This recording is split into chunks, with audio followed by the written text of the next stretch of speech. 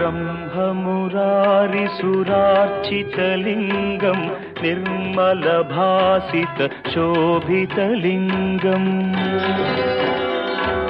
जन्मजदुःखविनाशकलिङ्गं तत्प्रणमामि सदा शिवलिङ्गम् देवमुनिप्रवरार्चितलिङ्गं कामदहन करुणाकरलिङ्गम्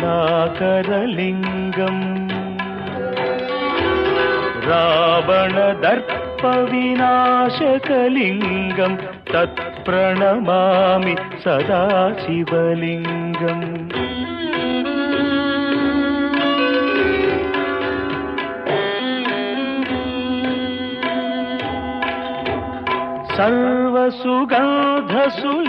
सर्वसुगन्धसुलेपितलिङ्गं बुद्धिविवर्धनकारणलिङ्गं सिद्धसुरासुरवन्दितलिङ्गं तत्प्रणमामि सदा शिवलिङ्गं कनकमहामणिभूषितलिङ्गं फणिपतिवेष्टितशोभितलिङ्गम्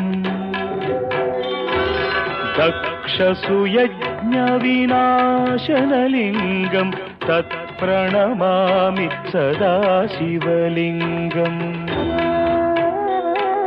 कुङ्कुमचन्दनलेपितलिङ्गं पङ्कजहार सुशोभितलिङ्गम्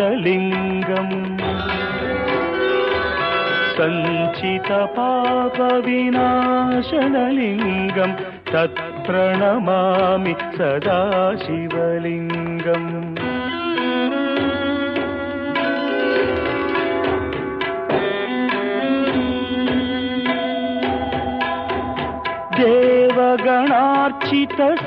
देवगणार्चितसेवितलिङ्गं भावैर्भक्तिभिरेव च लिङ्गं दिनकरकोटिप्रभाकरलिङ्गं तत्प्रणमामि सदा शिवलिङ्गम् अष्टदलोपरिवेष्टितलिङ्गं सर्वसमुद्भवकारणलिङ्गम्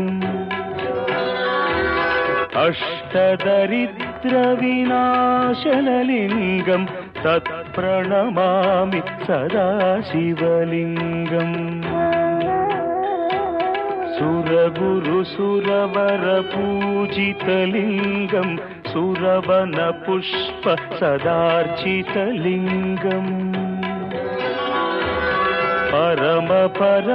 परमात्मकलिङ्गं तत्प्रणमामि सदा शिवलिङ्गम्